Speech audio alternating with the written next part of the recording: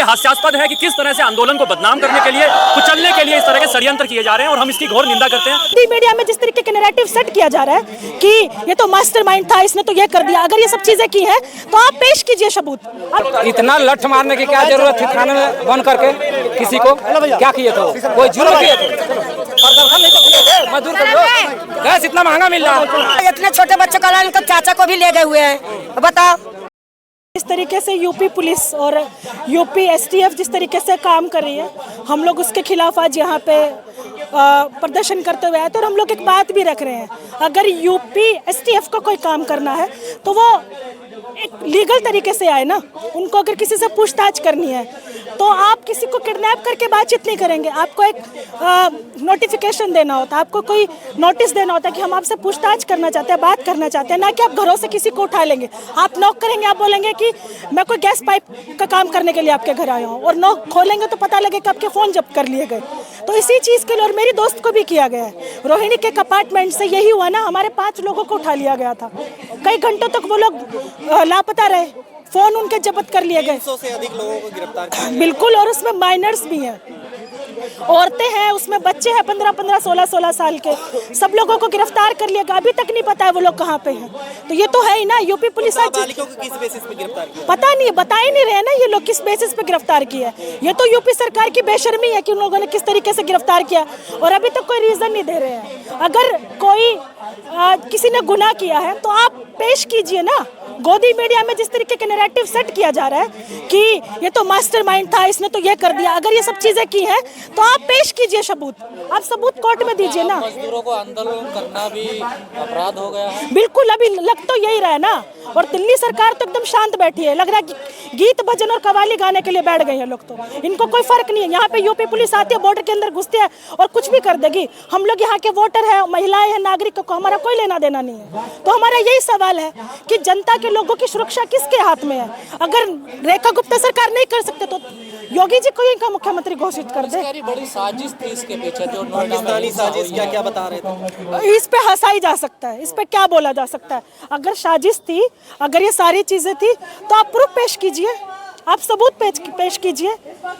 1 दर्जन से ज्यादा हियरिंग हो चुकी है, सुनवाई हो चुकी है इस केस में, तो पेश करें, पेश कर दे सारे के सारे सबूत। अगर बड़ी पाकिस्तानी लिंक था, अर्बन नक्सल, पता नहीं क्या क्या बोला जा रहा है। और गोदी मीडिया पे आप क्या करेंगे? बारिश आने पर टप पे खड़े हो जाएंगे, अंतरिक्ष में कुछ होगा तो पूरा पहन करके आप अंतरिक्ष की पूरा खोपड़ी टाइप में बैठ जाएंगे। इनसे क्या किया जा सकता है? बारिश होगा तो बारिश। ये मजदूर नहीं थे, ये विपक्ष वाले थे जिन्होंने हिंसा करी, पत्थर। ये साबित कर दे, ये साबित करे, प्रूफ दे। हमारे पास प्रूफ है कि ये दंगा यूपी पुलिस के लोगों ने भड़काया, हमारे पास प्रूफ है। उनके पास कोई प्रूफ है? एक भी दीजिए। तो इससे क्या हासिल होगा यूपी पुलिस को अगर इस तरह की दंगा? चुनाव है ना, अभी बंगाल में था, आगे चुनाव होंगे। और ये पेश अभी भी आप ये देखिए ना कि मोदी सरकार ने जिस तरीके से, योगी सरकार ने सॉरी, अभी इन्वेस्टर्स को वहाँ बुला करके पूरा टर्नओवर दिया गया कि हम हमारे यहाँ ही और हम आपके लिए बिछे हुए हैं, आप पैसे लगाइए, हम मजदूरों को कुछ बोलने नहीं देंगे। इसी चीज के लिए किया गया कि आप तो मेरे नहीं, अब क्या लॉ एंड ऑर्डर? आपके घर में 11,000 आपको मिल रहा है, 4,000 5,000 का सिलेंडर आ रहा है, आपको 5-6 हज़ार रूम का देना पड़ रहा है। तो बताइए उसमें अगर मजदूर ये मांग करते हैं, हम खुद मजदूरों के पास जा रही हैं, उनको समझा रही हैं। देखिए अभी लेकिन जिनको उठा लिया, जो बंद है, जो मजदूर आज मिल नहीं रहे हैं, उनका क्या?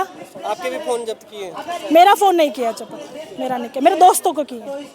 क्या लग रहा है आगे क्या होगा? जो लोग जेल में हैं, जैसे किसी का देखिए पता भी नहीं है। अभी किस तरीके से यूपी सरकार कर रही है नहीं समझ में आ रहा है तो, लेकिन हम लोग यही मांग करते हैं कि ये यूपी सरकार से हट करके, यूपी पुलिस के पास से हट करके सुप्रीम कोर्ट में ये केस जाए और वहाँ पे ये सुनवाई हो।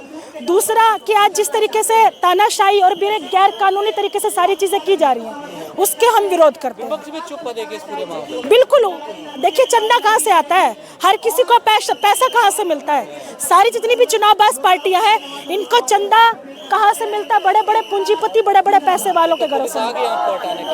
जी देख सकते हैं कि किस तरह से पूरे लोकतंत्र को कुचलते हुए तमाम नियम कानूनों को ताक पे रखते हुए पुलिस वालों ने, चाहे यूपी पुलिस हो चाहे हरियाणा पुलिस हो, उन्होंने कार्यकर्ताओं को, छात्रों को जेलों में ठूसने का काम किया है। और किस लिए? क्योंकि वो वोकल थे मजदूर अधिकारों के लिए, बोलने के लिए, क्योंकि वो संघर्षरत मजदूरों को अपना सॉलिडारिटी देना चाहते थे। और हम पाकिस्तान कनेक्शन ये सब देखिए, मुझे बहुत हास्यास्पद लगता है और मुझे लगता है कि आपको भी उस नैरेटिव से बचना चाहिए, सभी मीडिया वालों को भी बचना चाहिए, क्योंकि हम सशक्त हाथों में हैं, बीजेपी के मजबूत हाथों में है।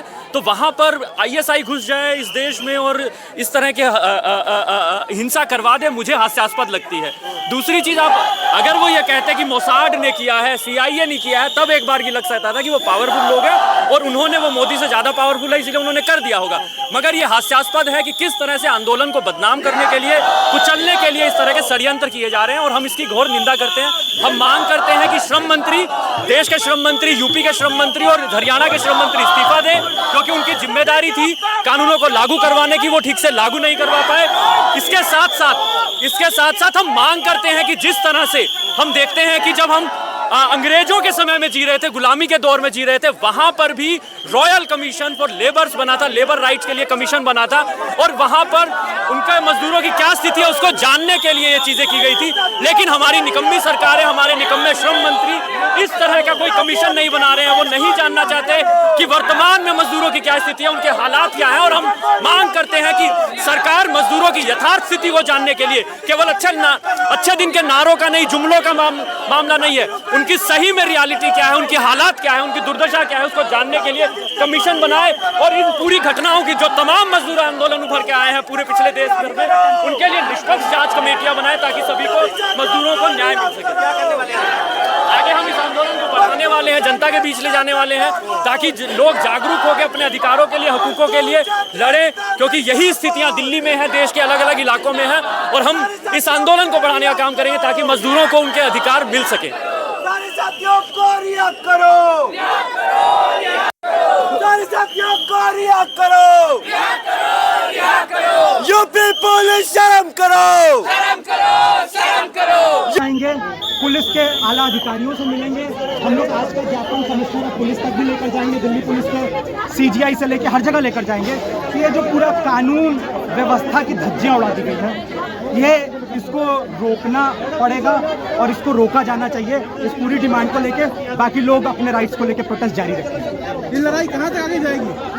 अलग अलग जगह लोग अब कानूनी तरीके से, कोर्ट से लेकर अलग अलग जगह, कॉलेजों में, सड़कों पे, मोहल्लों में, हर जगह। अरे बहस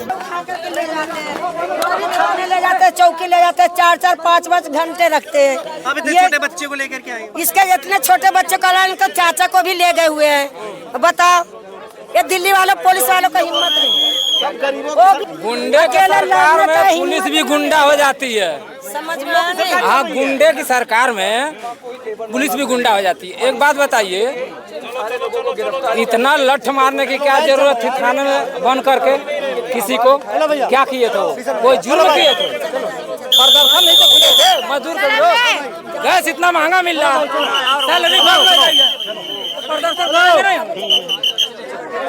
पुलिस का मारना